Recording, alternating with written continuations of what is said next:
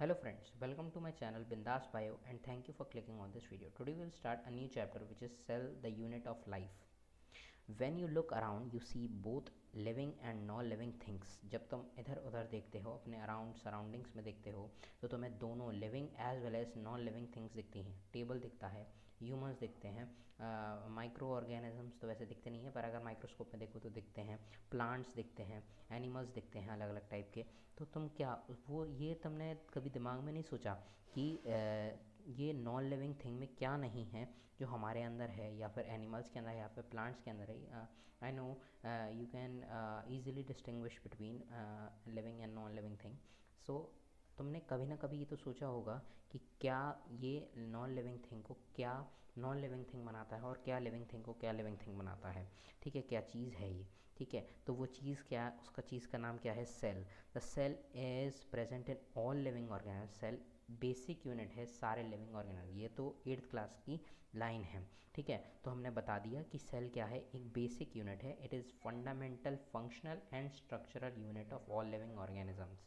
ठीक है, अब क्या है, all living organisms are composed of cell. तुम्हें पता है कि सारे ऑल लिविंग ऑर्गेनिज्म क्या है, कंपोज्ड ऑफ सेल्स हैं. सारे के सारे living organism composed of cells हैं.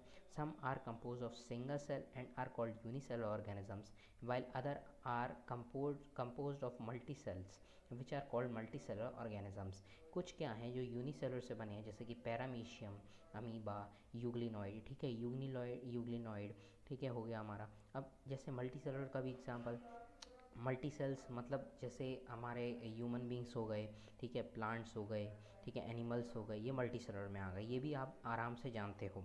ठीक है, व्हाट इज सेल. ठीक है, what is cells, unicellular organism capable of independent existence and performing the essential function of living life, functions of life. ठीक है, अब ये लाइन एक बहुत इंपॉर्टेंट लाइन है और इससे कई बार क्वेश्चन आ जाते हैं. Unicellular organism are capable of. ठीक है, केपेबल ऑफ क्या है यूनिसेलुलर. आप सोचो कि एक बड़े बड़े आदमी, कोई बड़ा सा आदमी है या फिर कोई छोटा सा लड़का है, उसको कंपेयर करो. ठीक है, तो आप कहोगे कि छोटा सा लड़का भी कोई चीज़ कुछ चीज़ें कर लेता है, एज़ कम्पेयर टू कम कर पाता है जैसा वो बड़ा आदमी कर पाता है, क्योंकि उसके पास ज़्यादा एबिलिटीज़ हैं, उसके पास ज़्यादा एक्सपीरियंस है. बट आप सोचो कि एक छोटा, सबसे छोटा सेल एक टाइप से, और वो माइक्रोमीटर्स में है, नैनोमीटर्स में है, माइक्रोमीटर्स में है, और उसको देख भी नहीं सकता कोई आदमी, और सिंगल इंडिविजुअल सेल है, यूनिसेलुलर ऑर्गेनिज्म, जो कि क्या कर रहा है, वो कैसे जिंदा कैसे है.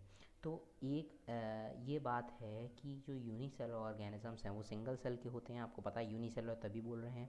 वो क्या करता है, इंडिपेंडेंट एग्जिस्टेंस शो करता है and perform all the living functions of life. Independent existence मतलब ऐसा नहीं कि वो किसी चीज़ पर डिपेंडेंट नहीं होगा. इंडिपेंडेंट एग्जिस्टेंस मतलब वो अपने बाहर के रिसोर्सेज को यूज़ करके अपने आप जीवन काट सकता है.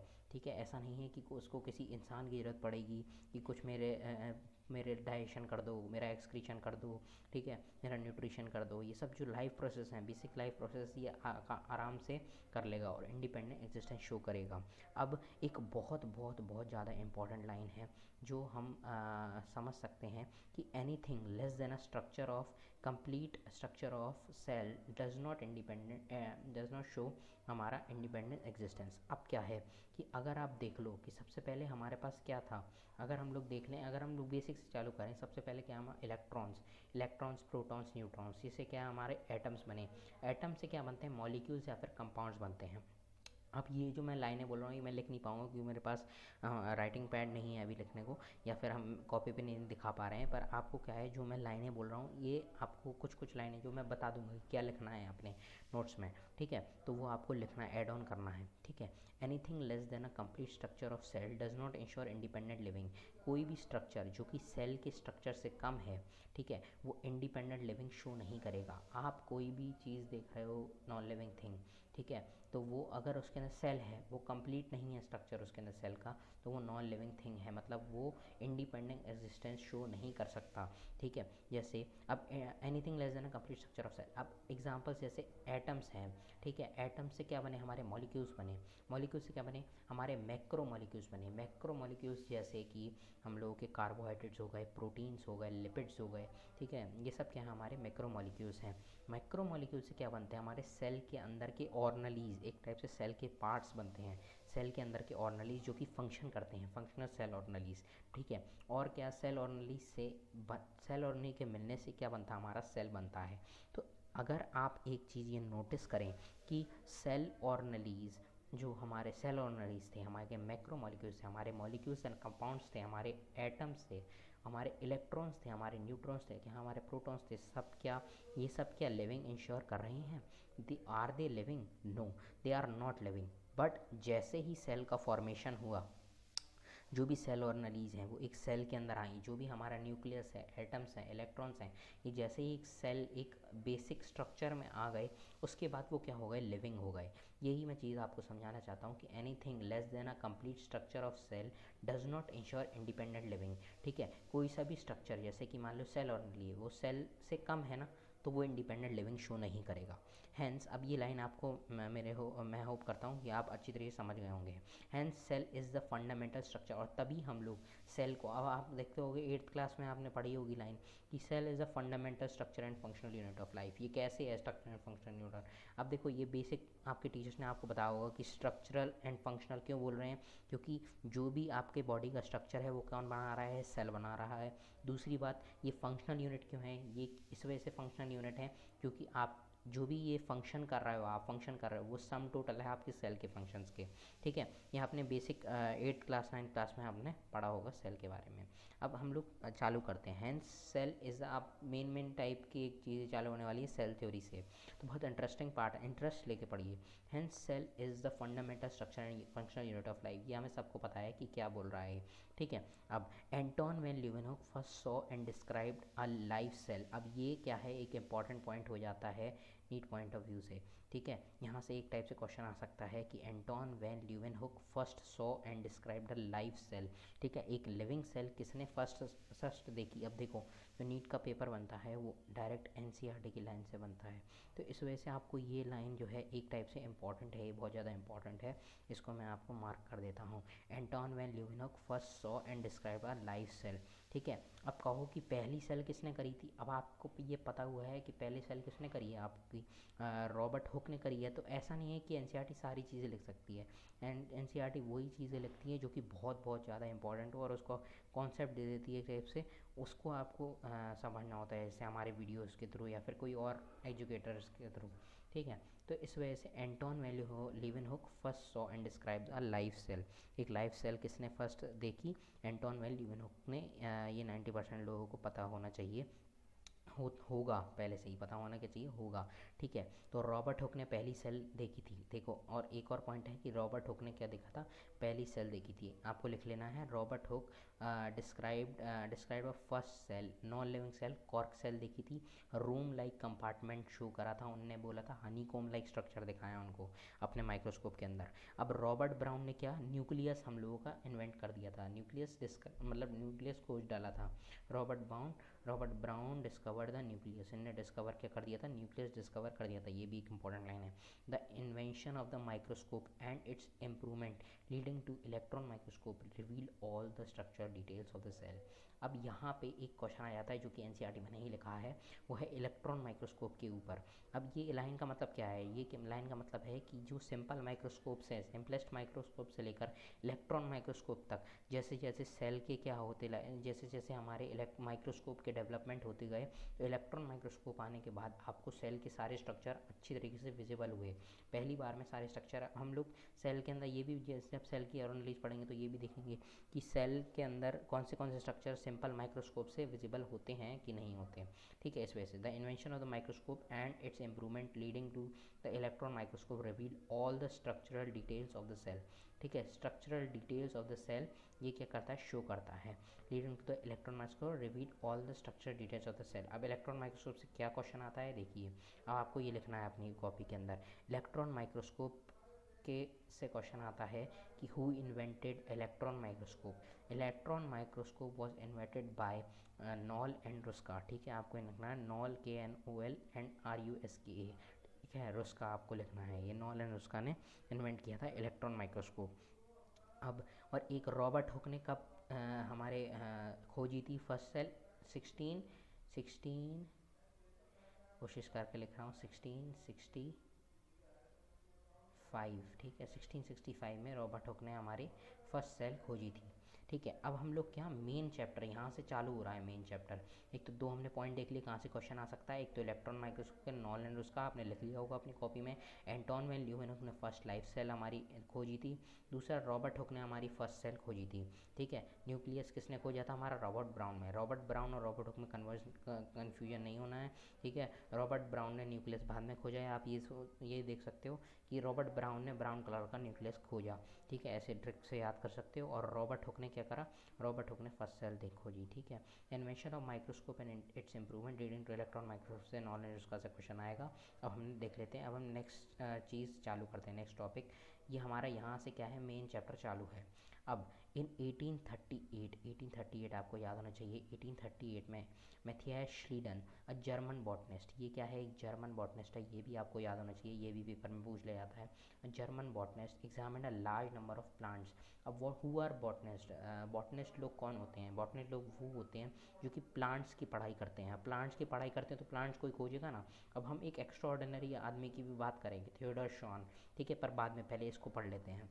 Examine a large number of plants and observe that all plants are composed of different kinds of cells. इसने क्या किया? बहुत सारे हजारों प्लांट्स को देखा। ठीक है, उसको अच्छी तरीके से एग्जामिन किया और इसने एक हाइपोथेसिस, एक टाइप से ये हाइपोथेसिस नहीं दिए, पर इसने कहा कि all plants are composed of different kind of cells which form the tissue of the plant. ठीक है, ये जो प्लांट्स हैं, ऑल सारे प्लांट्स हैं, वो अलग अलग टाइप के सेल से बने हुए हैं जो कि उनके टिश्यू बनाती है। ठीक है, अलग अलग टाइप के प्लांट्स अलग अलग टाइप की क्या, अलग अलग टाइप की सेल से बने हुए हैं जो कि वो सेल्स क्या बनाती हैं? उसकी टिश्यू बनाती है।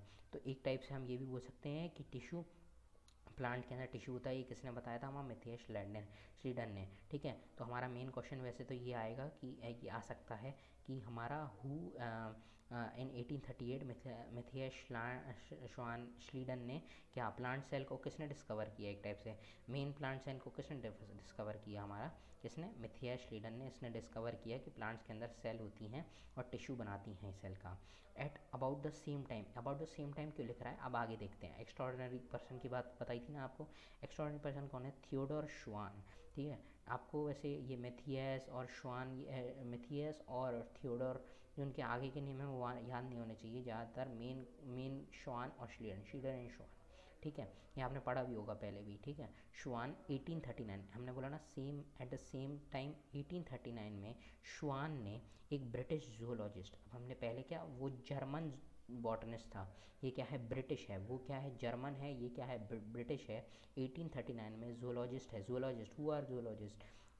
जूलॉजिस्ट वो लोग होते हैं जो कि एनिमल सेल को स्टडी करते हैं, एनिमल्स को स्टडी करते हैं। तो ये क्या है? ये एक्स्ट्राऑर्डिनरी है। क्यों एक्स्ट्राऑर्डिनरी? इसने एनिमल सेल तो स्टडी करा, इसने क्या क्यूरियोसिटी के उसको क्यूरियोसिटी के कारण इसने क्या कर दिया? इसने प्लांट सेल्स या फिर प्लांट टिश्यू को भी पढ़ा, उसको स्टडी किया। तो उसको क्या पता चला? सबसे पहले तो उसको एनिमल सेल्स को स्टडी करने पे क्या पता चला? जूलॉजिस्ट है, सबसे पहले क्या एनिमल की पढ़ाई करता है। एनिमल की पढ़ाई इसने करी तो इसने बोला study different types of animals है, अलग अलग टाइप के एनिमल सेल को पढ़ा। और इनने बोला कि सबसे आउटर मोस्ट लेयर, ठीक है, आउटर मोस्ट लेयर है एक सेल की जो लिमिटिंग स्ट्रक्चर है। ठीक है, limiting structure reported that cell as a thin outer layer which is today known as plasma membrane. अब ये एक ध्यान से आपको देना है कि ये प्लाज्मा मेम्ब्रेन इनने इन्वेंट नहीं करी थी। इनने बस ये बोला था कि एक थिन आउटर लेयर है which is today known as plasma membrane. ये आज के टाइम पे प्लाज्मा मेम्ब्रेन बोली जा रही है, मतलब टर्म प्लाज्मा मेम्ब्रेन किसी और ने इन्वेंट किया था, बट एक थिन लेयर इनने एक टाइप से स्ट्रक्चर बता दिया था कि एक थिन लेयर होती है एनिमल के सेल के बाहर। सबसे आउटर मोस्ट लेयर क्या है? हमारी एक थिन लेयर है जो कि प्लांट सेल के बाहर है। तो इनने क्या हमारा एक टाइप से सेल मेम्ब्रेन की खोज करी थी, बट सेल मेम्ब्रेन की खोज नहीं करी थी, इनने थिन लेयर की खोज करी थी। मैं होप कर रहा हूँ कि आप समझ रहे होंगे। अब एक और है कि on the basis of studies of plant tissue, इनने क्या प्लांट टिश्यू भी सर्च कर लिया और इनने बोला कि the presence of cell wall is a unique character of plant cell. ठीक है, इनने ये बोला कि that the presence of cell wall is a unique character of plant cell. अब ये एक इम्पॉर्टेंट पॉइंट है कि presence of cell wall is a unique character of plant cell. अब ये आप बोल सकते हो कि प्रेजेंस ऑफ सेल वॉल क्या है, प्लांट सेल का एक यूनिक करेक्टर है। ये किसने बोला, ये बोला हमारे ब्रिटिश जूलॉजिस्ट ने, श्वान ने। कौन से साल में, 1839। 1839 इज़ इम्पॉर्टेंट, चाहे दूसरे साल याद हो ना हो। 1855, 1839 और 1838 में क्या क्या बोला गया, किसने बोला, ये आपको बहुत अच्छी तरीके से याद करना है। अब आपको यहाँ पे अपना ज़्यादा दिमाग नहीं लगाना कि प्लाज्मा मेम्ब्रेन किसने इन्वेंट करी थी, ये तो बस मैं कॉन्सेप्ट बता रहा हूँ आपको। बट यहाँ पे क्या है, आपको सीधे सीधे इस लाइन को रट लेना है, ठीक है। ये क्या बोला इसने, ये आपको देख लेना है, अच्छी तरीके से याद कर लेना है। प्लांट टिश्यू को स्टडी करने के बाद आपने इसने क्या बोला, क्या बोला वो आपको देख लेना है। That the presence of cell wall is a unique character of plant cell, ठीक है, ऐसे बोला, ठीक है। तो आपको ऐसे करना, आप थोड़े ऐसे ऐसे स्पीच करके बोल सकते हैं जिससे आपको याद हो जाएगा। On the basis of this Schwann propose a hypothesis that the bodies of plants and animals are composed of cells and are products of cells, ठीक है। ये एक इंपॉर्टेंट पॉइंट है कि इसके बेसिस पर श्वान ने क्या कर दिया, इनने hypothesis they the. Hypothesis, what is hypothesis, hypothesis मतलब किसी ने कुछ सोचा, उसके बाद उसके बारे में थ्योरी दे दी, ठीक है। सबको किस और कोई नहीं सोच पाया उसके बारे में, उस आदमी ने सोचा, उसने बोल दिया ले बेटा देखो हमने ये आपको बोला और आपको अभी यहाँ से मानना है। अब आप कहोगे भैया हम तो कुछ और देने लग जाएं किसी को नाम, बट उस टाइम ये कोई सोच नहीं पाया था, बट श्वान ने सोच लिया था। Hypothesis that the bodies of animals and plants are compose of cells and product of cells, ठीक है। तो आपको क्या याद रखना है, ये याद रखना है कि श्वान प्रपोज्ड हाइपोथेसिस, इनने अपने हाइपोथेसिस में क्या बोला था, the bodies of plants and animals, देखो एंड प्लांट्स भी लिखा है यहाँ पे जबकि जूलॉजिस्ट हैं, ठीक है। तो एनिमल्स की स्टडी करता है जूलॉजिस्ट, बट यहाँ पे प्लांट्स भी लिखा है। तो क्या लिखा है, Schwann propose the hypothesis that the bodies of animals and plants are compose of cells and products of cells, ठीक है। ये क्या है, कंपोज ऑफ सेल्स हैं, सेल से बने हुए हैं, और क्या है, प्रोडक्ट ऑफ सेल से बने हुए हैं। ये आपको अच्छी तरीके से याद होना चाहिए। अब आप क्या देख रहे हो, आप इसके अंदर प्लांट भी देख रहे हो। तो श्लीडन कूद के आ गए भाई साहब बीच में, कहने लगा तुमने मेरे प्लांट के बारे में कैसे बोला, जबकि मैं पहले ही बोल चुका हूँ कि प्लांट के पास सेल है। वहाँ पे लोग लड़ जाते थे, ठीक है, कि मैंने पहले दे दिया, मैंने पहले वो दे दी, क्या बोलते हैं, पहले ही मैंने अपनी अपनी बात बोल दी है, तो तुम वापस अपनी हाइपोथेसिस में क्यों लिख रहे हो उसको, ठीक है। तो Schwann propose the hypothesis that the bodies of animals and plants are compose of cells and products of cell, ठीक है। तो इसने श्वान ने ये हाइपोथेसिस दे दी थी, बट श्लीडन ने बोला भैया मैंने भी इसका एक पॉइंट बोला हुआ है कि plants are compose of cells, ठीक है। तो तो plants are compose of cells, तो ये मैंने भी बोला हुआ है, तो मेरा भी नाम आना चाहिए हाइपोथेसिस में। तो who proposed, who formulated the cell theory, एक बहुत इंपॉर्टेंट क्वेश्चन है। किसने सेल थ्योरी क्या करी हमारी, किसने सेल थ्योरी फॉर्मुलेट करी, तो किसने करी, श्लीडन एंड श्वान ने करी, ठीक है। Who formulated the cell theory, cell theory was formulated by Schleiden and Schwann. Question पूछा जाएगा आपसे कि किस उसने श्लीडन श्वान ने क्या सेल थ्योरी, क्या किसने सेल थ्योरी फॉर्मुलेट करी, तो श्लीडन एंड श्वान। अब एक कन्फ्यूजन आपको आएगा कि रॉबर्ट बर्चाउ ने क्या करा, उस थ्योरी को अपडेट किया था। आप देखो श्लीडन एंड श्वान ने दे दी सेल थ्योरी, क्या दी, all the cells of plants and animals are composed of cells, वो सेल्स से बने हुए हैं और सारे प्लांट्स और animals, and are composed of cells and product of cells. अब वो जो सेल जो प्रोडक्ट बना रहा है, जैसे सेल ऑर्गेनेल्स हैं, जो भी चीज़ें हैं, जो प्रोटीन है, ठीक है, मैक्रोमोलिक्यूल्स बना रहा है, वो उसी से ही एक टाइप से कॉन्स्टिट्यूटेड है। मतलब सारे प्लांट्स और एनिमल्स सेल से बने हैं और उसके प्रोडक्ट से बने हैं। आपको बात अच्छी तरीके से समझ में आ गई होगी, ठीक है। श्लीडन एंड श्वान टुगेदर फॉर्मुलेटेड सेल थ्योरी, ये एक बहुत इंपॉर्टेंट पॉइंट है, ये स्टार पॉइंट, ठीक है। श्लीडन एंड श्वान हमारे फॉर्मुलेटेड किया है इनने सेल थ्योरी को, formulated the cell theory. अब this theory however did not explain how the new cells are formed. अब यहाँ पे एक ड्रॉबैक था इनके जो इनने सेल थ्योरी फॉर्मुलेट करी, कि ये इनने सब कुछ बता दिया, इनने बता दिया कि प्रोडक्ट ऑफ सेल से बने, इनने बता दिया कि सेल से बने हुए सारे, ठीक है। पर इनने एक चीज़ नहीं बताई जो कि थी कि जो हमारे एनिमल्स या फिर प्लांट्स की जो सेल्स हैं वो आती कहाँ से हैं, वो ज़िंदगी भर तो जीवित नहीं है, ठीक है। वो मर जाती हैं तो वो वापस कहाँ से आती हैं, ठीक है। How the new cells are form, नई सेल्स कहाँ से बनती हैं, लोगों ने पूछा, तो हमने इतना ज्ञान लगा कि सब कुछ बता दिया, ये चीज़ नहीं बताई, तो क्या हो गया, ड्रॉबैक हो गया तो मैं उसका क्या, सेल थ्योरी का। तो अब आए रडोल्फ वर्चाओ ओमने सेलुला ई सेलुला कहते कहते, ठीक है। रडोल्फ वर्चाओ जगते उचकते 1855 के अंदर, ये आपको साल भी याद होना चाहिए, 1855, ठीक है। हमने 3 साल याद कर लिए। 1838 में किसने बोला? श्लीडन ने बोला। 1839 में श्वान ने बोला, ठीक है। हमारा 1855 में किसने? रडोल्फ वर्चाओ ने बोला, रडोल्फ वर्चाओ ने बोला, ठीक है। रडोल्फ वर्चाओ ने अब क्या बोला वो देखते हैं कि first explain the cell and that cell divide. अब उसने सबसे पहले तो एक्सप्लेन किया, सबसे पहले बोलने वाला आदमी था कि सेल क्या है? सेल डिवाइड करता है। इसने बोला कि सेल क्या करता है? डिवाइड करता है। First explain that cell divide and new cells are formed from pre existing cell. जो सेल है वो डिवाइड करता है। क्या करता है? डिवाइड करता है। सेल क्या करता है? हमारा डिवाइड करता है। और नई सेल्स किससे बनती हैं? हमारे प्री एग्जिस्टिंग सेल से। पुराने सेल से नई सेल बनती हैं। जो सेल्स हैं वो क्या करते हैं? डिवाइड करते हैं, और पुराने सेल से प्री एग्जिस्टिंग सेल्स बनती हैं। और इसको इनने अपनी भाषा में बोल रहा हो कि ओमने सेलुला ई सेलुला, ठीक है। ये क्या बोल दिया? ओमने सेलुला ई सेलुला इनने बोल दिया। ये भी एक बहुत इंपॉर्टेंट पॉइंट है, ठीक है, कि ओमने सेलुला ई सेलुला किसने बोला और उसका मतलब क्या है? मतलब ये है कि new cells are form from pre existing cells, मतलब जो सेल्स हैं वो डिवाइड करती हैं। एक सेल से 2 सेल बनती है। न्यू सेल से मतलब पुरानी सेल से क्या होता है? ये पुरानी सेल है मान लो, ठीक है। पुरानी सेल से क्या बन जाता है हमारा? पुरानी सेल से 2 नई डॉटर सेल्स बन जाती हैं, ठीक है। 2 नई डॉटर सेल बन जाती हैं, या फिर पुरानी सेल से क्या है? नई सेल्स बन रही हैं। तो एक टाइप से हम यही बोल सकते हैं कि प्री एग्जिस्टिंग सेल से क्या हो रही हैं? दूसरी सेल्स बन रही हैं। आप कौन से साल में बोला? 1855 में। किसने बोला? रडोल्फ वर्चाओ ने।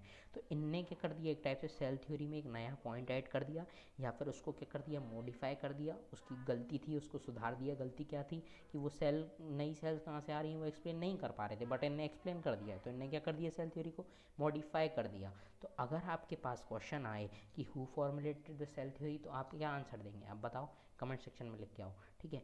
अगर आपका, अब वीडियो पॉज कर दो, ठीक है। तो अगर आपका आंसर ये है कि श्लीडन श्वान ने हमारी सेल थ्योरी फॉर्मुलेट करी थी, तो आपका आंसर बिल्कुल बिल्कुल सही है, ठीक है। क्योंकि श्लीडन एंड श्वान ने ही सेल थ्योरी फॉर्मुलेट करी थी, बट ओमने सेलुला ई सेलुला किसने बोला? मॉडिफाई करा उसने, ठीक है। He modified the hypothesis of Schleiden and Schwann to give the cell theory a final shape, ठीक है। इसने क्या किया? मॉडिफाई किया हाइपोथेसिस ऑफ श्लीडन एंड श्वान, ठीक है। श्लीडन एंड श्वान की हमारी क्या हाइपोथेसिस थी, उसको क्या किया इन लोगों ने? फॉर्मुलेट किया।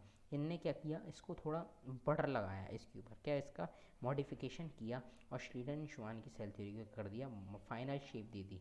ये क्वेश्चन आता है कि फाइनल शेप किसने दिया? तो हमारा मॉडिफाई किसने किया? फाइनल शेप किसने दिया? रडोल्फ वर्चाओ ने, ठीक है। रडोल्फ वर्चाओ ने दिया। सेल थ्योरी आज की डेट में क्या मॉडर्न सेल थ्योरी, ये भी क्वेश्चन आता है कि what is a modern cell theory. आपको ये नहीं पूछेगा श्लीडन श्वान ने क्या बोला था, श्लीडन श्वान ने क्या बोला था ये तो पूछेगा, पर सेल थ्योरी में क्या लिखा था, what is the cell theory of Schleiden Schwann, ये नहीं पूछेगा। बट आपको ये पूछेगा कि मॉडर्न सेल थ्योरी क्या है, कि आज की डेट में सेल थ्योरी क्या देखी जाती है, what is the cell theory. तो ये आपको 2 पॉइंट लिखने हैं, ठीक है। But this is the cell theory given by Rudolf Virchow. जहाँ पे आपको ओमने सेलुला ई सेलुला दिख जाए, तो वहाँ पे आपको क्या बोलना है? ये रडोल्फ वर्चाओ ने दी है, क्योंकि इनने फाइनल शेप दिया था। बट आपको यहाँ पे ओमने सेलुला ई सेलुला नहीं मिले, या फिर प्री एग्जिस्टिंग सेल नहीं मिले, तो आपको क्या क्या बोलना है? कि श्लीडन एंड श्वान ने दी है, ठीक है। उसके वैसे 2 मेन पॉइंट्स हैं कि all the plants and animals are all the plants and animals are composed of cells and product of cells। और एक और पॉइंट है कि the fundamental structure and functional unit of life, ये बेसिक यूनिट ऑफ लाइफ क्या है? Cell है। ये एक पॉइंट है उसका, ठीक है। अब हमने यहाँ तक सेल थ्योरी हमने पढ़ ली, किसने किसने। मेन पॉइंट्स हम बता देता हूँ, मैं बता देता हूँ कि श्लीडन ने क्या बोला 1839 में, क्या था? हमारा जर्मन था, बॉटनिस्ट था, प्लांट की स्टडी करता था, बहुत सारे प्लांट को पढ़ा इसने। और क्या बोल दिया इसने? बोल दिया कि प्लांट्स क्या सेल से बने हुए हैं, अलग अलग टाइप के प्लांट्स अलग अलग सेल से बने हुए हैं जो कि टिश्यू बनाते हैं, मतलब एक टाइप से इसने टिश्यू के बारे में भी बताया। अब एक ब्रिटिश जूलॉजिस्ट था जिसने क्या बताया? हमारा एनिमल सेल के बारे में बताया और प्लांट सेल के बारे में बता दिया। एक्स्ट्राऑर्डिनरी था, 1839 में बताया। ब्रिटिश था, ये आपको ना याद रखना है, ब्रिटिश था। 1839 में भी बताया इसने। British zoologist study different types of animal cell and reported that cells had a thin outer layer which is today known as plasma membrane। और आज की डेट में इसको प्लाज्मा मेम्ब्रेन बोलते हैं। हाँ, ये हमने बता दिया। और एक और इन्होंने बताया था कि cell wall is a unique character, ये भी आपको याद रखना है, श्वान ने बताया है, ठीक है। श्वान ने बताया है हमारा। अब श्री श्वान ने सेल थ्योरी दी है, ये भी एक इम्पॉर्टेंट पॉइंट है। और हमारा फाइनल शेप किसने दिया, हमारा रेडोल्फ वर्चाउ ने दिया। ओमने सेलुला ई सेलुला किसने दिया, हमारा रेडोल्फ वर्चाउ ने दिया। मेन पॉइंट्स हमने बता दिए हैं। अब एक ओवरव्यू ऑफ सेल। अब आपने क्या चीक सेल एक्सपेरिमेंट किया है, अनियन सेल पील का, अनियन पील सेल का एक्सपेरिमेंट किया है। यस, आपने 9th क्लास में अनियन पील सेल का एक्सपेरिमेंट किया है। आपने देखा कि अनियन पील सेल्स के अंदर जो हमारा वैक्यूल होता है वो 90% एक साइड से हम लोगों का ऑक्यूपाई कर रहा होता है और सारे ऑर्गेनेल्स और न्यूक्लियस पेरीफेरी पे भेज दिए जाते हैं। यह आपने पढ़ा होगा 9th क्लास के फर्स्ट चैप्टर के अंदर, विच इज़ सेल। ठीक है, you have earlier observe that cell in an onion peel और human cheek cell under a microscope. ठीक है, आपने माइक्रोस्कोप के अंदर पहले देख लिया आपने 9th के अंदर। Let us recollect the structure, वो कह रहा है वापस से देखते हैं। The onion cell which is a typical plant cell. अब एक टिपिकल प्लांट सेल मतलब उसके अंदर प्लांट सेल होने के सारे गुण होंगे। ठीक है, ये एक इंपॉर्टेंट बात है कि एक टिपिकल प्लांट सेल, एक टिपिकल बैक्टीरिया, एक टिपिकल एनिमल सेल, एक typical eukaryotic cell. What is typical meaning? ठीक है, टिपिकल का मीनिंग जहाँ पे भी लग जाएगा, इसका मतलब सारे जितने भी गुण आप बता रहे हो, जितनी प्रॉपर्टीज़ हैं, सारी प्लांट सेल की प्रॉपर्टीज़ हैं। मतलब उसके अंदर वैक्यूल होगा, उसके अंदर हमारा सेंट्रोल प्रेजेंट नहीं होगा। ठीक है, ये सब हम आगे जाके पढ़ेंगे। ठीक है, तो एक typical plant cell onion cell है as a distinct cell wall. इसके पास एक सेल वॉल है एज इट्स आउटर बाउंड्री, एक आउटर बाउंड्री पे सेल वॉल है and just within its is the plasma membrane. मतलब ये बोल रहा है कि इसके पास एक सेल वॉल है। सेल वॉल मैं ऐसे बना रहा हूँ, वैसे क्यूबॉइडल शेप्स की होती है देखो सेल वॉल। ठीक है, जैसे इरेगुलर शेप की नहीं होती, ये एक फिक्स शेप की होती है। सेल वॉल है, उसके अंदर विद इन इनसाइड ही एक हमारा क्या है, विद इन अंदर ही हमारा क्या है, एक सेल मेम्ब्रेन है जिसके अंदर साइटोप्लाज्म न्यूक्लियस ये लाई कर रहा है। The cell of human cheek. अब ह्यूमन की मतलब हम लोगों ने एनिमल सेल ले ली। Human cell have an outer layer of the delimiting structure of cell. हमने बताया था, किसने बताया था बताओ, अब कमेंट करके आओ नीचे, वीडियो पॉज करो, कमेंट करके आओ, क्या है किसने बताया था? हमारा श्वान ने बताया था कि जो हमारा प्लांट एनिमल सेल है उसकी डीलिमिटिंग स्ट्रक्चर, सॉरी डीलिमिटिंग स्ट्रक्चर नहीं, आउटर लेयर क्या है, एक एनिमल सेल के आउटर एक लेयर है, थिन लेयर है। तो ह्यूमन सेल में आपको क्या दिखा, एक डीलिमिटिंग स्ट्रक्चर, मतलब इसके बाद जो भी होगा वो सेल का पार्ट नहीं होगा। सेल मेम्ब्रेन के बाद जो भी होगा एनिमल सेल के अंदर वो सेल का पार्ट नहीं माना जाएगा। ठीक है, डीलिमिटिंग स्ट्रक्चर है ये। ठीक है, डीलिमिटिंग स्ट्रक्चर है मतलब इसके बाद जो भी चीज़ होएंगी वो सेल का पार्ट नहीं माना जाएगा। तो ये क्या है, ह्यूमन सेल के अंदर, एनिमल सेल के अंदर डीलिमिटिंग स्ट्रक्चर क्या है, हमारा प्लाज्मा मेम्ब्रेन है। ठीक है, एक ये भी हमारा इंपॉर्टेंट पॉइंट हो जाता है। What is the delimiting structure of plants animal cell? It is the plasma membrane, ये आप बता देंगे। ठीक है, डिस्टिंक्ट सेल वॉल है, outermost boundary of animal cell is cell wall. ठीक है, ये भी आप बता देंगे।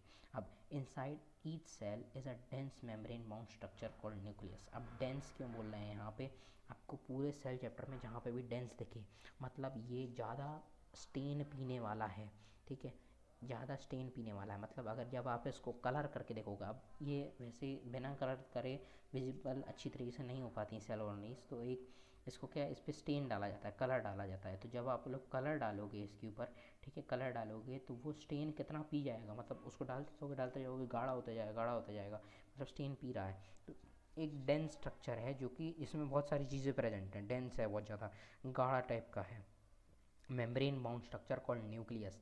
मेम्ब्रेन बाउंड स्ट्रक्चर है आपके पास न्यूक्लियस।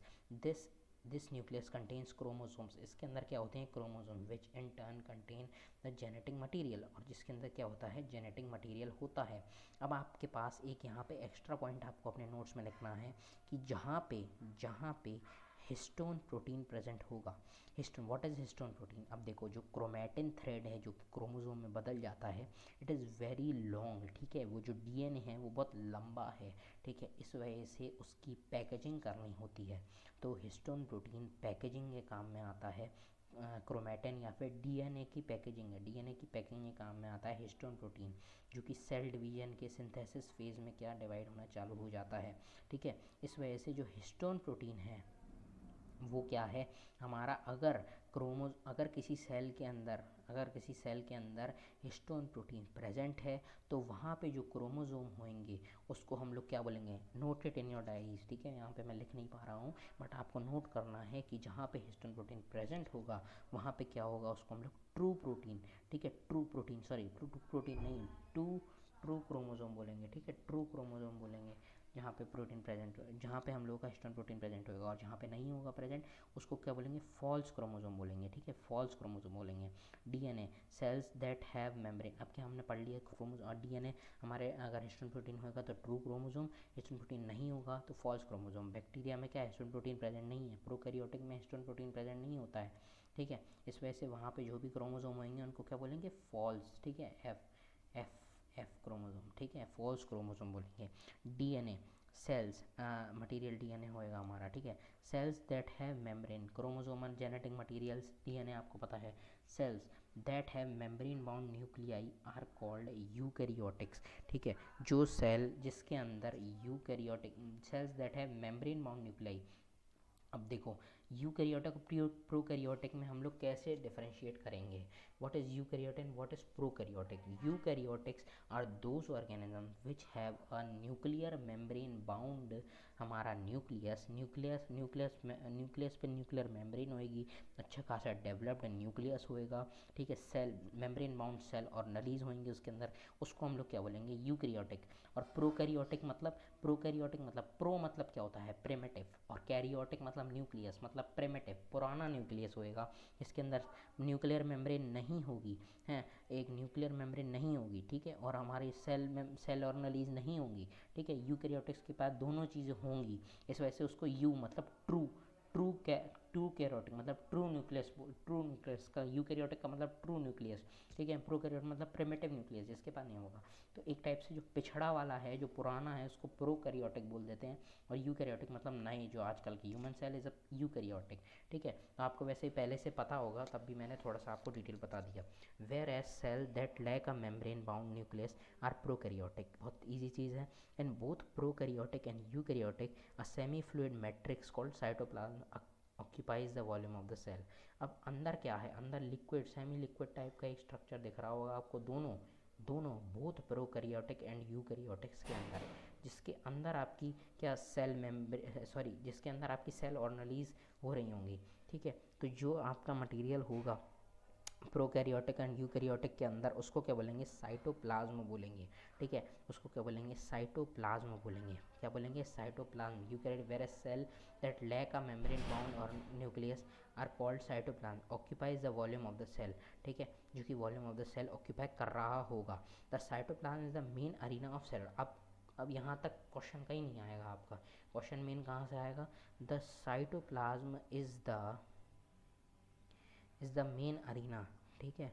साइटोप्लाज्म क्या है, it is the main arena of cellular activities, cellular activities का क्या है, हमारा मेन अरीना है, ठीक है, main arena of cellular activities है।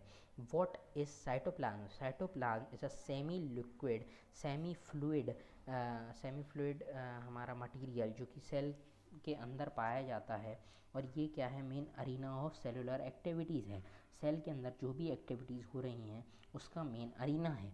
अब what are the cellular activities, what is arena, arena मतलब कोई टाइप का स्टेडियम, आपके स्कूल में, आपके स्कूल में कहीं जगह होगी यहाँ पे खेलते हो आप लोग, तो आप मान लो जो ग्राउंड है वो पूरा साइटोप्लाज्म है, जो आपके घर, आपके स्कूल की बाउंड्री है वो क्या, हमारा सेल मेम्ब्रेन है, ठीक है। तो जहाँ पे सेल मेम्ब्रेन आपका साइटोप्लाज्म, जहाँ पे आप खेल रहे हो, वो खेलना क्या है, एक टाइप से सेल एक्टिविटीज़ है। What are the cell activities, cell activities are the metabolic activities done by the products of cell which are the organelles, ठीक है। जो आपकी ऑर्गेनेल्स सेलुलर एक्टिविटीज़ कर रही होती हैं, मतलब मेटाबॉलिकल एक्टिविटीज़ कर रही होती हैं, वहाँ पे वो क्या है, मेन अरीना है, जहाँ पे आपकी जितनी भी सेलुलर एक्टिविटीज़, मेटाबॉलिक एक्टिविटीज़ कर रही होंगी, सेल के ऑर्गेनेल्स मेटाबॉलिक एक्टिविटीज़ कर रही होंगी, वो क्या है, मेन अरीना है वहाँ का साइटोप्लाज्म, ठीक है। मेन आ जाओ, अब हम मैदान में आ जाओ, मैदान में आ जाओ मतलब हमारे जो भी सेलुलर एक्टिविटी है, मतलब एग्जाम्पल बता रहा हूँ, ये बहुत छोटा है सेल तो, ठीक है, ग्राउंड के कंपैरिजन बहुत ही ज़्यादा छोटा है, आपकी उंगली के कंपैरिजन, आपकी फिंगर के अंदर जो फिंगर के अंदर जो लाइनें बनी हुई हैं, ठीक है, उससे भी बहुत छोटा छोटा है, बहुत छोटा है सेल, ठीक है। तो उसके अंदर जो साइटोप्लाज्म है, उसके अंदर जो सेल ऑर्गेनेल्स हैं, जो भी एक्टिविटीज़ कर रही हैं, कहाँ कर रही हैं, साइटोप्लाज्म में कर रही हैं, इस वजह से main arena of cellular activities है। अब जो मेन पॉइंट है मैं आपको 4 से 5 बार समझाऊंगा, इस वजह से मैं इस पर थोड़ा ध्यान दे रहा हूँ। एक और चीज़ है, एक और पॉइंट है जिससे क्वेश्चन आएगा कि various chemical reactions occur in it to keep the cell in living state। अब क्या आपको मैंने एक चीज़ लिखने को बोली थी पहले, एटम्स, मॉलिक्यूल्स या फिर कंपाउंड्स, मैक्रोमॉलिक्यूल्स, ठीक है, ये सब में क्या हमारी केमिकल रिएक्शंस पहले अकर हो रही थी? क्या इसमें केमिकल चेंजेस हो रहे थे कि वो लिविंग होती? No, these were not able to conduct chemical reactions, that is why they were non living। ठीक है, तभी वो नॉन लिविंग थे क्योंकि वो केमिकल रिएक्शंस नहीं कर पा रहे थे। बट जैसे ही एक मेम्ब्रेन ने इन सब को बाउंड कर लिया, एक टाइप से आप ये भी कह सकते हैं कि मेम्ब्रेन के आने से हमारी लाइफ आई है। ठीक है, मेम्ब्रेन ने एक टाइप से उस सारे मटेरियल को बाउंड कर लिया, मैक्रोमॉलिक्यूल्स को बाउंड कर लिया, साइटोप्लाज्म को बाउंड कर लिया। ठीक है, सबको जैसे ही बाउंड कर लिया, उससे क्या होगा, उसके अंदर क्या हो गई, metabolically active, metabolic activities, cellular activities चालू हो गई। ठीक है, केमिकल रिएक्शंस चालू हो गई, जिससे क्या हुआ, आपका सेल, वो सेल एटीपी बनाने लग गया। ATP, what is ATP? ATP is the energy currency of the cell. ठीक है, एनर्जी बनाने लग गया। ठीक है, केमिकल रिएक्शंस की वजह से। तो अगर क्वेश्चन आए कि how the cell is living, तो आप ये बोलोगे because of the chemical reactions occurring inside the cell is living. जो कि सेल के अंदर ये इतनी सारी सेलुलर एक्टिविटीज़ हो रही हैं, जिसका मेन अरीना क्या है, साइटोप्लाज्म है। इसकी वजह से आपका सेल क्या है, हमारा लिविंग है। बिसाइड द न्यूक्लियस, ओ अरे दिक्कत हो गई। ठीक है, कहाँ पहुँच गए हम लोग, एक सेकेंड।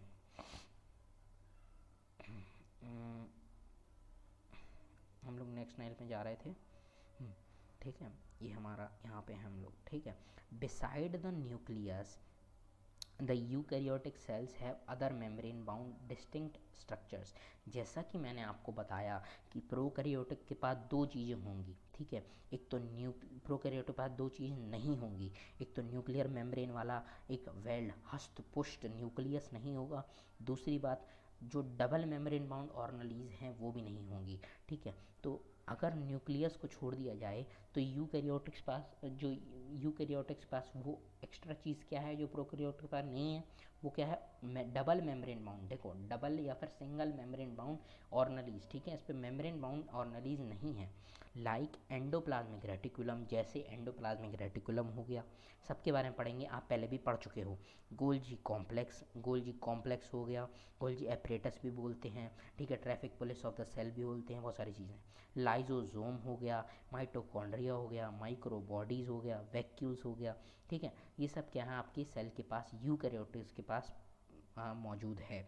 ठीक है, prokaryotic cells lack the such membrane bound organelles, ये मैंने आपको बता दिया है। ठीक है, ये आपको पहले से पता भी होगा।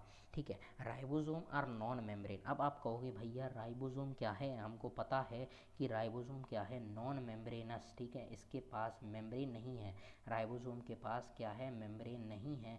राइबोसोम ऐसे दिखता है थोड़ा बहुत। ठीक है, ऐसे एक लार्जर सब यूनिट होती है, एक स्मॉलर सब यूनिट होती है, दोनों चिपक जाते हैं, राइबोसोम दिखता है।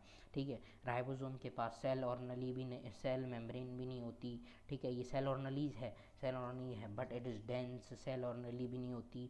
ठीक है, तो क्या ये किस में आएगा, प्रोकैरियोटिक में आएगा कि यूकैरियोटिक में आएगा? जो प्रोकैरियोटिक है उसके अंदर हमने बोला कि मेम्ब्रेन बाउंड नहीं होगी। बट अगर किसी ऑर्गेनेली के पास मेम्ब्रेन नहीं है तो क्या उसके अंदर जा सकता है प्रोकैरियोटिक सेल्स में? यस, बिल्कुल जा सकता है। ठीक है, ये भी बहुत इंटरेस्टिंग चीज़ है जो आपको दिख गई। ठीक है, तो ribosome are non membrane bound organelles found in all cells. ठीक है, जितनी भी सेल्स हैं सब में प्रेजेंट है हमारा राइबोसोम। ठीक है, नॉन मेम्ब्रेन बाउंड ऑर्गेनेली है, सब में प्रेजेंस है। Both eukaryotic as well as prokaryotic, दोनों यूकैरियोटिक के पास भी है और प्रोकैरियोटिक पास भी है। ठीक है, किसी के लिए भेदभाव नहीं है इसके दिल में। ठीक है, राइबोसोम दोनों के अंदर है। Within the cell ribosome are found not only in cytoplasm. अब अगर हम यूकैरियोटिक की बात करें कि यूकैरियोटिक के पास दो, ठीक है, दो सेमी ऑटोनॉमस ऑर्गेनेल्स हैं। ये आप बाद में जाके पढ़ोगे व्हाट इज सेमी ऑटोनॉमस। पहले मैं थोड़ी सी हिंट देता हूँ कि सेमी ऑटोनॉमस मतलब जो अपना खुद का काम, खुद का हस्त पोषण खुद ही कर ले।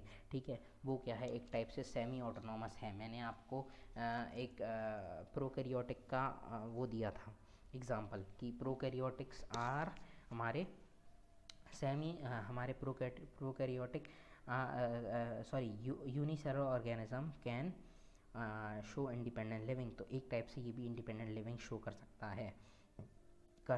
है, मतलब कर सकता था एक टाइप से। सेमी ऑटोनोमस सेल ऑर्गेनेलिज जैसे माइटोकॉन्ड्रिया, क्लोरोप्लास्ट, ठीक है, माइटोकॉन्ड्रिया क्लोरोप्लास्ट दोनों सेल ऑर्गेनेलिज अपने टाइप से अपना प्रोटीन बना सकते हैं, but they are not fully autonomous because they partially और मतलब एक टाइप से ज़्यादा डिपेंड करते हैं सेल की न्यूक्लियस पर कि वो उसको प्रोटीन दे और वो अपना काम कर सके, ठीक है। तो ये जो सेमी ऑटोनॉमस सेल ऑर्गेनेलिज हैं जो कि प्रोटीन बनाएंगे, प्रोटीन किससे बनता है आपको पता है, राइबोसोम से बनता है, ठीक है। तो राइबोसोम से प्रोटीन बनेगा तो इनके पास पहले से ही थी राइबोसोम, ठीक है। अगर ये पहले बैक्टीरिया थे तो इनके पास पहले से ही थे राइबोसोम। तो हम क्या कह सकते हैं कि सेल के अंदर एक सेमी ऑटोनॉमस सेल ऑर्गेनेलिज जो कि यूकैरियोटिक सेल में पाई जाती हैं, माइटोकॉन्ड्रिया एंड क्लोरोप्लास्ट, इनके पास क्या है, राइबोसोम है। तो हम लोग 70S राइबोसोम है, ठीक है। तो अभी हम 70S 80S पे नहीं जा रहे हैं क्योंकि एक टाइप से आप समझ लीजिए जो 70S है वो छोटा है 80S से, ठीक है। जो 80S राइबोसोम है वो साइज़ डिपेंड कर रहा है, ठीक है। 80S राइबोसोम बड़ा है और हमारे 70S राइबोसोम छोटा है। प्रोकैरियोटिक के अंदर 70S होते हैं, यूकैरियोटिक के अंदर 80S होते हैं। Within the cell ribosome are found not only in cytoplasm, cytoplasm के अंदर राइबोसोम सिर्फ वहाँ पे नहीं फॉर्म होते हैं, वो ऑर्गेनेलिज के अंदर भी फॉर्म होते हैं, ऑर्गेनेलिज के ऊपर भी फॉर्म होते हैं। अगर हम यूकैरियोटिक सेल्स की बात करें तो क्लोरोप्लास्ट के अंदर होते हैं। यूकैरियोटिक्स की बात करें माइटोकॉन्ड्रिया के अंदर होते हैं। यूकैरियोटिक्स की बात करें तो रफ ER पे होते हैं, एंडोप्लाज्मिक रेटिकुलम पे होते हैं, रफ वाले एंडोप्लाज्मिक। रफ क्यों बुलाते हैं, क्योंकि उसके पास ग्रैनुलर स्ट्रक्चर होते हैं राइबोसोम, इस वजह से उसको रफ बोल देते हैं, आपको पता होगा, ठीक है। अब next, animal cell contains another non membrane bound organelle called centriole which helps in cell division.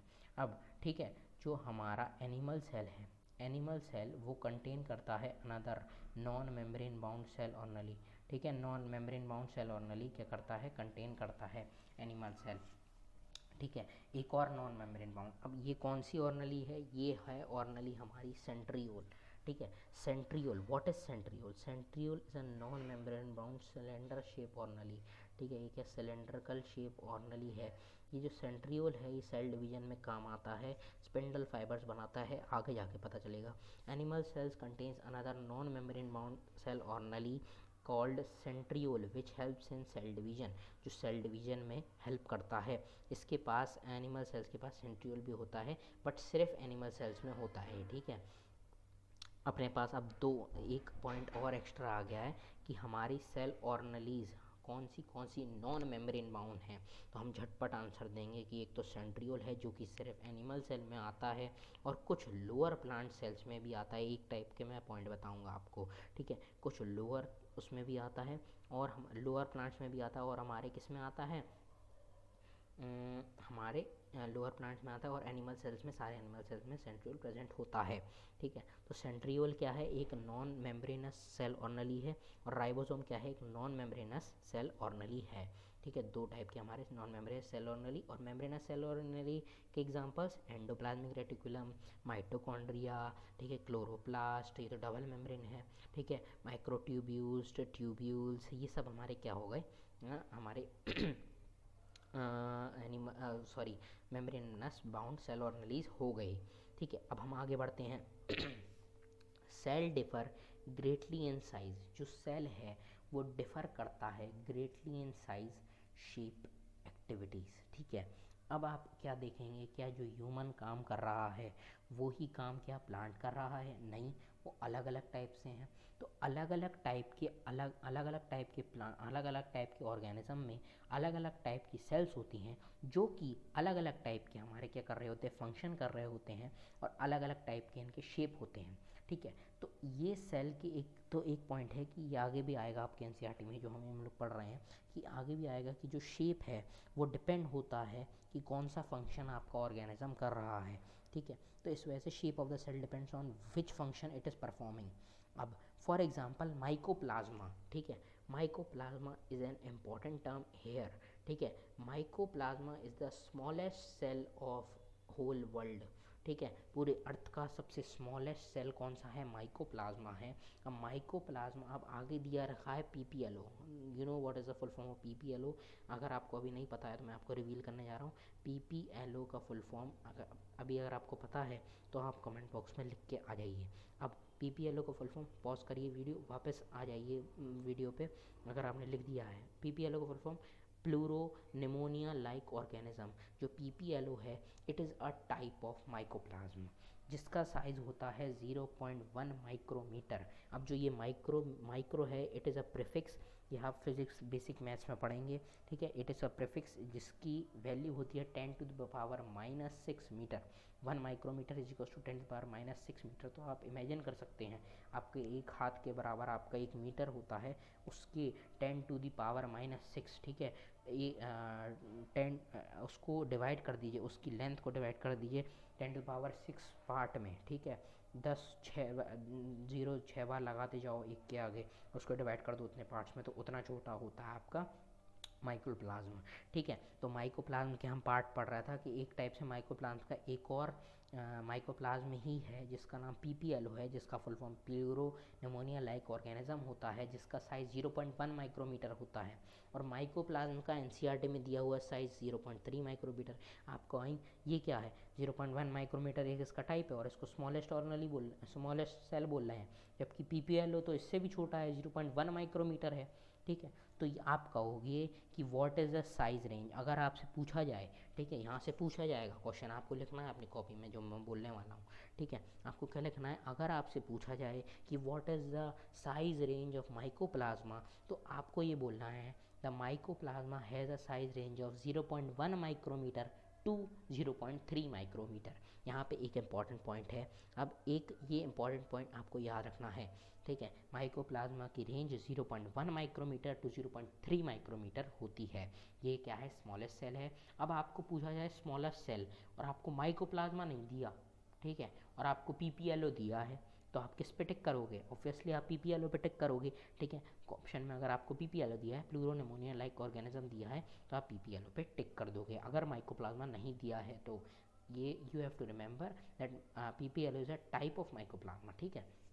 एक इम्पॉर्टेंट एक्स्ट्रा पॉइंट बता देता हूँ कि माइकोप्लाज्मा के पास सेल वॉल नहीं होती है, ठीक है, ना इसके पास साइटोस्केलेटन होता है, क्योंकि ये प्रोकैरियोटिक है। अब आप आगे जाके पढ़ोगे साइटोस्केलेटन के बारे में, ठीक है। As it is a prokaryote it does not have a cytoskeleton, ठीक है, and exceptionally it does not have a cell wall, ठीक है। it is the only prokaryote which does not have a cell wall, ठीक है। ये only prokaryote है, ऐसा prokaryote है जिसके पास सेल वॉल नहीं होती है, ठीक है, माइकोप्लाज्मा, ठीक है। इसको एक टाइप से हम लोग जोकर बोलते हैं। ये एक पॉइंट है, which is the joker cell? Joker cell is the mycoplasma which does not even have a cytoskeleton and does not have a cell wall, ठीक है। हाँ, are only 0.3 micrometer in length while bacteria. अब हमने पढ़ लिया कि mycoplasma के बारे में पढ़ लिया कि 0.1 टू 0.3 है, स्मॉलेस्ट सेल क्या है? माइकोप्लाज्मा है। अगर ऑप्शन में हमारे पास पीपीएलओ दिया जाएगा तो हम पीपीएलओ पे टिक कर देंगे, क्योंकि उसका साइज 0.1 माइक्रोमीटर होता है। ये सारी चीज़ जो मैंने आपको चीज़ें बताई हैं आपको देखने को मिलेंगी। अब बैक्टीरिया पे आ जाएँ।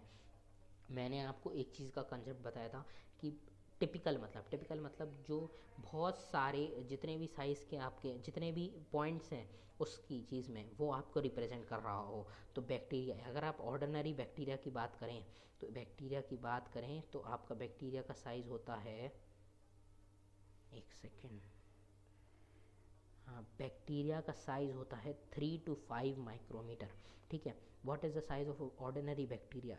It sizes 3 to 5 micrometer. इसका साइज रेंज क्या होता है? 3 से 5 माइक्रोमीटर होता है। अब 3 से 5 माइक्रोमीटर होता है। अब आप कहोगे भैया यहाँ तो 3 से 5 लिखा हुआ है, अब जो पीपीएल वाली बात है वो भी आपको दिखाता हूँ। 3 से 5 लिखा हुआ है, ये देखो टिपिकल बैक्टीरिया 1 to 2 माइक्रोमीटर लिखा हुआ है टिपिकल बैक्टीरिया, बट वहाँ पे क्या है बैक्टीरिया के बारे में 3 से 5 है। तो ये एक क्या है, एक तरीका है बताने का कि रेंज कहाँ से होगी। अब आप ही थोड़ा दिमाग के लगाइए, एक जगह बैक्टीरिया लिखा है 1 to 2 माइक्रोमीटर, एक जगह लिखा है 3 से 5 माइक्रोमीटर, तो रेंज क्या होगी बैक्टीरिया के साइज़ की? 1 माइक्रोमीटर टू 5 माइक्रोमीटर, ये आपको पता होगा। पीपीएलओ जो टाइप ऑफ माइक्रोप्लाज्म पढ़ लिया 0.1 माइक्रोमीटर का होता है। अब आप कहोगे भैया वायरस आपके सबसे छोटा सेल हमारा पीपीएलओ है, PPLO is the smallest cell, और यहाँ पे देखो लिखा है 0.02 टू 0.2 माइक्रोमीटर। ये तो बहुत ही ज़्यादा छोटा हो गया, तो PPLO से भी ज़्यादा छोटा हो गया, जो कि स्मॉलेस्ट सेल है। तो अब आप यहाँ पे कहोगे कि virus is not even a cell. ठीक है, वायरस क्या है, सेल तक नहीं है, it is not capable to call a cell. ठीक है, उसको सेल नहीं बुला सकते हम लोग। क्यों नहीं बुला सकते, उसके पास सेल का एक बेसिक स्ट्रक्चर नहीं होता है, तो इस वजह से सेल नहीं बुला सकते। और एक मिस्ट्री है कि सेल जैसे ही किसी होस्ट की बॉडी में आता है, ये सॉरी वायरस जैसे ही किसी होस्ट की बॉडी में आता है, ये लिविंग हो जाता है, जबकि बाहर ये नॉन लिविंग होता है। ठीक है, तो ये आप बोल सकते हैं कि virus is not even a cell. तो अगर आप कहोगे कि सेल, ये हाँ एक क्वेश्चन आता है सेल थ्योरी के बारे में, सेल थ्योरी के बारे में क्वेश्चन आता है, लिखें कि which is an exception of cell theory. Exception कौन सा है सेल थ्योरी का, तो आप बोलेंगे viruses are exception of cell theory. हाँ, अब एक टिपिकल यूकैरियोटिक सेल का साइज़ 10 टू 20 माइक्रोमीटर होता है। ये आप लिख लीजिए कि 10 टू 20 माइक्रोमीटर लिखा हुआ है, बट 10 टू 100 माइक्रोमीटर होता है आपके यूकैरियोटिक्स का, क्योंकि यहाँ पे टिपिकल लिखा हुआ है ना, तो मेन एक अच्छी खासी हष्ट पुष्ट यूकैरियोटिक सेल्स का दिया हुआ है। बट अगर साइज रेंज की बात करी जाए तो 10 टू 100 माइक्रोमीटर होता है। और हमारे प्रोकैरियोटिक सेल्स की, ये भी लिखिए, प्रोकैरियोटिक सेल्स का होता है 5 टू 10 माइक्रोमीटर साइज़। ठीक है, छोटा है, प्रिमिटिव है ना, इस वजह से छोटा है। ठीक है, ये हम पढ़ रहे हैं। अब हमारे कुछ important points, the largest isolated single cell, आपको पता है ऑस्ट्रिच सेल, आपको पता होगा, इस पे भी पॉइंट आ जाता है, सिंगल, इस पे भी क्वेश्चन आ जाता है। ऑस्ट्रिच सेल हो गया हमारा लार्जेस्ट आइसोलेटेड सिंगल सेल, हो गया ostrich cell. Among multi cellular organism human red blood cells are about. ठीक है, अब जो मल्टी सेलुलर ऑर्गेनिज्म में है, जो ह्यूमन रेड ब्लड है, RBC मोस्ट फेमस है, तो ये सबको पता है। RBC जो है उसका साइज़ होता है अप्रॉक्स 7 माइक्रोमीटर। ठीक है, ये भी आपको बहुत इंपॉर्टेंट है, ये भी याद होना चाहिए कि 7 माइक्रोमीटर। जितने भी पॉइंट देखो NCERT में जो भी दिया है वो आपको अच्छी तरीके से याद होना है। ठीक है, चाहे गलत दिया है चाहे सही दिया है, आपको NCERT को ही सही मानना है, लेटेस्ट है अगर आपके पास तो। ठीक है, तो egg of an ostrich among multi cellular organism. ठीक है, human red blood cells are about 7 micrometer diameter. ठीक है, इनका डायमीटर क्या होता है, 7 माइक्रोमीटर होता है, ये इंपॉर्टेंट पॉइंट है। ठीक है, नर्व सेल आर सम, ये जो ऊपर डायग्राम बने हैं उस पर आने वाला हूँ मैं। Nerve cells are some of the longest cell, सबसे ज़्यादा लंबी सेल क्या है, नर्व सेल है। एक टाइप से इसका जो साइज़ होता है वो 1 मीटर तक चला जाता है। ठीक है, 1 मीटर तक क्या चला जाता है, साइज चला जाता है। Cells also varies greatly in their shape, जो सेल्स हैं वो ग्रेटली वेरी होते हैं शेप के अंदर। शेप के अंदर क्या होते हैं, ग्रेटली वेरी करते हैं cells greatly vary in the shape. अब उनके शेप का हमने आपको पॉइंट बताया था, the shape of the cell में vary with the function they perform, जो फंक्शन वो परफॉर्म कर रहे हैं उनके ऊपर वो सेल का शेप जो है डिपेंडेंट है। They may be disc like, polygonal, columnar, cuboidal, thread like. ठीक है, एक टाइप से एग्जांपल बताता हूँ, इरेगुलर का WBCs ऊपर पढ़ेंगे, एमाइबॉडल शेप का होता है, अमीबा लाइक शेप का होता है।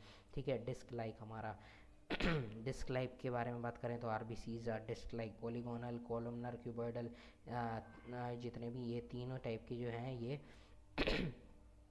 जो हैं हमारे, ये हमारे एपिथेलियल सेल्स होते हैं। ठीक है, माउथ की लाइनिंग में, इंटेस्टाइनल की लाइनिंग में ये सब आते हैं। थ्रेड लाइक हमारा हमारा जो नर्व सेल है। ठीक है, अब हम लोग मेन अच्छी क्रिएटिव चीज़ पे चले जाते हैं। रेड ब्लड सेल्स कैसी हैं, round and by concave. What is by concave, जो कि दोनों जगह से कॉनकेव होता है। आपको पता है कॉनकेव क्या होता है, अंदर धंसा हुआ। ठीक है, तो क्या आपको यहाँ से ये धंसा हुआ दिखाई दे रहा है, क्या यहाँ से भी धंसा हुआ, तो दोनों जगह से धंसा है, मतलब बाई कॉनकेव है। ठीक है, दोनों, इसके अंदर गड्ढे होते हैं। ठीक है, डिप्रेशन होता है, डिप्रेशन मतलब वो वाला डिप्रेशन नहीं है कि सो गए, ठीक है, दिमाग ख़राब हो गया, वाला डिप्रेशन। डिप्रेशन मतलब गड्ढा। ठीक है, कैविटी, डिप्रेशन होता है, गड्ढा होता है। ठीक है, राउंड एंड बाई कॉनकेव होते हैं। ठीक है, राउंड एंड बाई कॉनकेव होते हैं, ये आपको इंपॉर्टेंट है याद करना। ये जो भी दिए हुए ना सब इंपॉर्टेंट है। ठीक है, WBCs कैसे अमीबा के शेप के होते हैं, इरेगुलर दिखाई दे रहे होंगे। ठीक है, इनका जो न्यूक्लियस होता है वो लोब्ड होता है, आगे जाके पता चलेगा। ठीक है, WBCs क्या है, अमीबा के शेप के हैं, अमीबाइडल। इनके जो डायग्राम है वो तक आपको याद करने हैं अगर आप नीट के लिए प्रिपेयर कर रहे हैं तो, बहुत इंपॉर्टेंट है। ठीक है, वाइट ब्लड सेल्स। ठीक है, columnar epithelial cells long and narrow होते हैं, लंबे होते हैं, नैरो होते हैं। ठीक है, नर्व सेल्स कैसे, ब्रांच एंड लॉन्ग होते हैं। ये आपको याद करना है, मैं इसमें क्या एक्सप्लेन कर सकता हूँ। ब्रांच एंड लॉन्ग होते हैं, लंबे लंबे ब्रांच टाइप के होते हैं, ब्रांचेस टाइप के होते हैं, दिख ही रहा होगा आपको, ब्रांच है। एक ट्रैकेट कैसा होता है, ये क्या है आपको किसका बताओ, ट्रैकेट किसका है, जाइलम के अंदर, जाइलम प्लांट सेल के अंदर आता है। इलोंगेटेड होता है, वाटर का ट्रांसपोर्ट में हेल्प करता है, इलोंगेटेड होता है, ये क्या ट्रैकेट कैसा है, मीजोफिल सेल्स, ठीक है, इंपॉर्टेंट पॉइंट, ठीक है, मीजोफिल सेल्स, ठीक है, राउंड होता है, ओवल होता है। अब इसमें से हम आपको इसमें से भी कौन से इंपॉर्टेंट है, 6 में से इंपॉर्टेंट क्या बताऊँ, 1 2 3 4 5 6 में से इंपॉर्टेंट क्या है हमारे, तो मीजोफिल सेल हो गया, ठीक है, WBCs हो गया, नर्व सेल हो गया, सभी इंपॉर्टेंट है भाई साहब, ठीक है। तो ये हो गया हमारा प्रोकैरियोटिक सेल्स। हम लोग मेन कुछ पॉइंट्स देख लेते हैं। प्रोकैरियोटिक सेल्स हम लोग डायरेक्ट एनिमल किंगडम में जाके अच्छी तरीके से डिटेल में पढ़ेंगे कि प्रोकैरियोटिक सेल्स क्या होते हैं, ठीक है। एक टाइप से सबसे पहले प्रोकैरियोटिक सेल्स कौन रिप्रेजेंट करते हैं, बैक्टीरिया हो गए, PPL हो गए, माइक्रोप्लाज्म हो गए, ब्रूगिनेल हो गए, ठीक है, ये सब आपको पता होगा, ठीक है, ये सब आप रिप्रेजेंट करते हैं प्रोकैरियोटिक सेल्स को। प्रोकैरियोटिक सेल्स क्या होते हैं, प्रिमिटिव होते हैं, उनके अंदर सर्कुलर DNA होता है, ठीक है, सेल वॉल होती है उनके पास, ठीक है। ये कुछ पॉइंट्स हैं, मैं आगे जाके आपको प्रोकैरियोटिक सेल्स पूरी अच्छी तरह से पढ़ाऊंगा। हम लोग प्रोकैरियोटिक सेल्स से सीधे जंप करने वाले हैं यूकैरियोटिक सेल्स पर, ठीक है। मेन आपका यूकैरियोटिक सेल्स है। अब ये थोड़ा देख लिया अपन लोगों ने, हाँ यूकैरियोटिक सेल्स, ये सब प्रोकैरियोटिक सेल्स का देखा, ये जो दिया हुआ है प्रोकैरियोटिक सेल्स का दिया हुआ है। यूकैरियोटिक सेल्स पे सीधे जंप करते हैं, इंक्लूजन बॉडी, ये सब भी प्रोकैरियोटिक सेल्स है, ठीक है। अब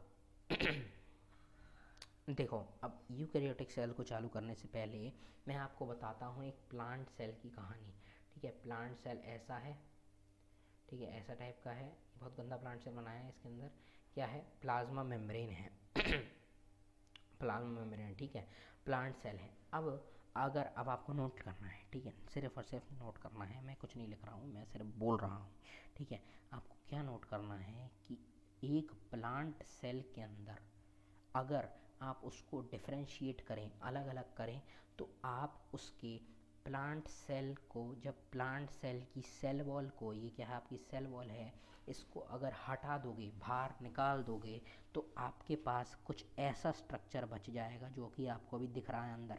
ये प्लांट सेल को हटा दो, ये सेल, ये है सेल, ठीक है, इसको हटा दो, तो आपको एक फ्लो चार्ट बनाना है कि अगर प्लांट सेल लिखो, देखो प्लांट सेल के अंदर से आप जब सेल वॉल को हटा दोगे तो आपके पास एक स्ट्रक्चर बचेगा जिसको हम लोग क्या बोलते हैं, प्रोप्लास्ट बोलते हैं, ठीक है, प्रोप्लास्ट बोलते हैं, ठीक है। क्या बोलते हैं, प्रोप्लास्ट बोलते हैं, नहीं प्रोप्लास्ट नहीं बोलते,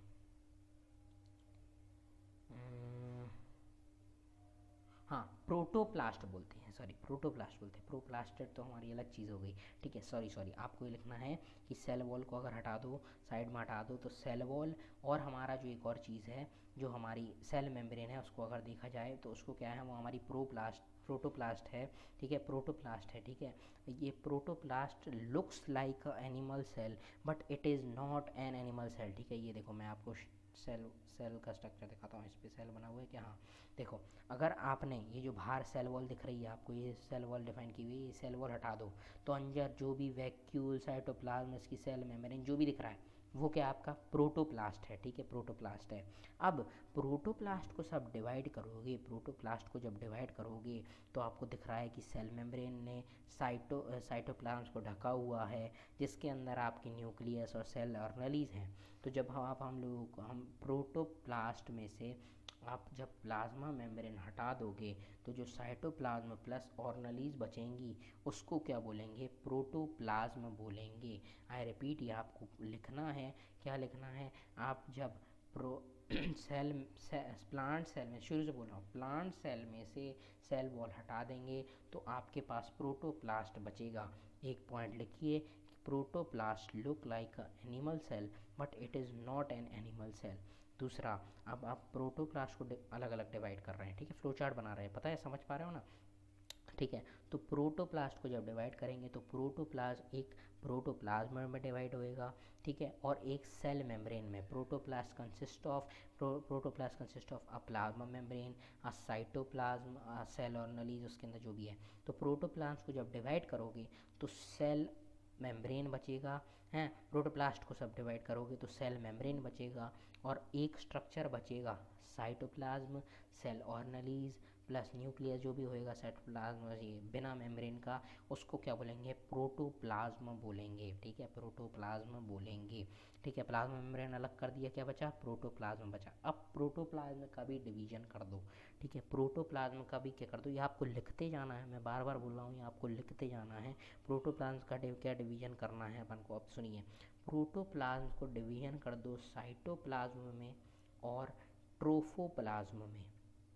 किस में कर दो, साइटोप्लाज्म में और ट्रोफोप्लाज्म में। ठीक है, साइटोप्लाज्म में कर दो और ट्रोफोप्लाज्म में कर दो। जो साइटोप्लाज्म है, ठीक है, साइटोप्लाज्म है, सॉरी ट्रोफोप्लाज्म नहीं, सॉरी सॉरी सॉरी सॉरी। ठीक है, तो आपको जो प्रोटोप्लाज्म का है डिवीजन, उसको किस में करना है, आपको न्यूक्लियस में करना है और साइटोप्लाज्म में करना है, ट्रोफोप्लाज्म को अभी नहीं करना। ठीक है, तो आपको क्या लिखना है, सबसे पहले आपने क्या लिख दिया, सबसे प्लांट सेल लिख दिया, प्लांट सेल के अंदर सेल वॉल हटा दी, प्रोटोप्लाज्म बचा, प्रोटोप्लाज्म में से सेल मेम्ब्रेन हटा दी, प्रोटोप्लाज्म बचा, प्रोटोप्लाज्म में से आपने साइटोप्लाज्म हटा दिया और न्यूक्लियस हटा दिया, तो क्या बचा आपके पास, सॉरी सॉरी न्यूक्लियस जब हटा दिया तो क्या बचा आपके पास, साइटोप्लाज्म बचा। ठीक है, अब आपने एक मेन हटा दिया nucleus, nucleus is not a cell organelle, it is दादा ऑफ द सेल एक टाइप से। ठीक है, तो न्यूक्लियस जब एक मेन स्ट्रक्चर, बड़ा सा स्ट्रक्चर आपने हटा दिया, तो आपके पास जो भी बचा सेल ऑर्गेनेलीज, साइटोप्लाज्म, जो अंदर उसकी सेमी फ्लूइड है, वो सब जो भी बचा वो क्या है, साइटोप्लाज्म है। अब व्हाट इज साइटोप्लाज्म, साइटोप्लाज्म के अंदर क्या क्या है, साइटोप्लाज्म को आप दो चीज़ों में डिवाइड करोगे, साइटोसोल और trophoplasm. Cytosol is also called as, लिखना है यहाँ आपको सब कुछ, मैं बहुत धीरे धीरे बोल रहा हूँ, cytosol is also called as hyaloplasm. ठीक है, cytosol is also called as hyaloplasm, मैं लिख नहीं पा रहा हूँ, आपको लिखना है। ठीक है, hyaloplasm, what is cytosol, cytosol also called hyalo, HAYALOPLASM। ठीक है, हायालो, HAYALOPLASM, हायालोप्लाज्म। ठीक है, hyaloplasm, what is hyaloplasm, hyaloplasm is cytosol. And आपने जब साइटोप्लाज्म को डिवाइड किया साइटोसोल में और ट्रोफोप्लाज्म में, ट्रोफोप्लाज्म और साइटोसोल। अब what is sol, sol is liquid. तो जो आपके पास साइटोप्लाज्म में जो भी चीज़ें हैं, ठीक है, साइटोप्लाज्म में जो भी चीज़ें हैं, अगर साइटोप्लाज्म की सिर्फ लिक्विड पार्ट, तरल पदार्थ अगर निकाल दिया जाए अलग, तो सिर्फ जो liquid, water water liquid liquid type का पार्ट होएगा, वो का क्या होगा, हमारा साइटोसोल होगा। और जो बचे कुछ सॉलिड पार्टिकल्स जो भी विजिबल हैं आपको साइटोप्लाज्म के अंदर, जब उसको हटाओगे तो क्या बचेगा, ट्रोफोप्लाज्म बचेगा। मैं आपको इस जो भी मैं बोल रहा हूँ, ये जो फ्लो चार्ट है, इसकी क्या पीडीएफ, जो मैं लिख नहीं पा रहा हूँ उसका पीडीएफ आपको दे दूंगा, पर आपको अभी अभी लिखते चलना है मेरे साथ साथ, उसके बाद उसमें करेक्शन कर लेना, अगर कुछ गलती होगी मैं आपको पीडीएफ प्रोवाइड कर दूंगा नीचे अपने नोट्स का। ठीक है, तो आपको क्या है, ये लिख लेना है। ठीक है, प्रोटोप्लाज्म, सॉरी हमारा साइटोप्लाज्म में क्या, साइटोसोल है, trophoplasm, trophoplasm is all the solid material and cytosol is all the liquid material. अब जो ट्रोफोप्लाज्म है, अब सॉलिड मटेरियल आप कहो, सॉलिड मटेरियल में तो भाई सब सेल ऑर्गेनेलीज भी आ जाएंगी, और जो आपका जो भी सेल ऑर्गेनेलीज हैं वो लिविंग है, तो मेटाबॉलिकल एक्टिविटीज़ कर रही हैं, और जो भी हमारे चीज़ें कर रही हैं ना, उससे क्या हो रहा है, उनके वेस्ट प्रोडक्ट हो रहे हैं, तो वेस्ट भी है सेल के अंदर। ठीक है, कोई सा भी जगह है वहाँ पे वेस्ट भी होती है, अच्छाई भी होती है, तो जो अच्छाई है एक टाइप से हमने उसको अलग कर दिया। ठीक है, ट्रोफोप्लाज्म में अलग कर दिया कि cell organelles and inclusion bodies. ठीक है, इंक्लूजन बॉडीज़ और ड्यूटोप्लाज्म। ठीक है, इंक्लूजन बॉडीज़ और ड्यूटोप्लाज्म, देखो आप ये सब नहीं, इतना ज़्यादा नहीं लिख पाओगे, मैं आपको पीडीएफ प्रोवाइड कर दूंगा। ठीक है, तो आपने क्या कर दिया, ड्यूटोप्लाज्म कर दिया। ठीक है, ड्यूटोप्लाज्म कर दिया आपने। ठीक है, ड्यूटोप्लाज्म और inclusion bodies are non living waste and the cell organelles are living. ठीक है, ये आपने बोल दिया। ठीक है, रफ एंडोप्लाज्मिक रेटिकुलम। अब यूकैरियोटिक सेल्स हम लोग नेक्स्ट वीडियो में देखेंगे। ये जो मैंने फ्लो चार्ट बोला, इसका मैं पीडीएफ आपको प्रोवाइड कर दूंगा डिस्क्रिप्शन में। तो आपको क्या करना है, सब्सक्राइब करना है हमारे चैनल को और बेल आइकन को दबा देना है। Thank you for watching the video.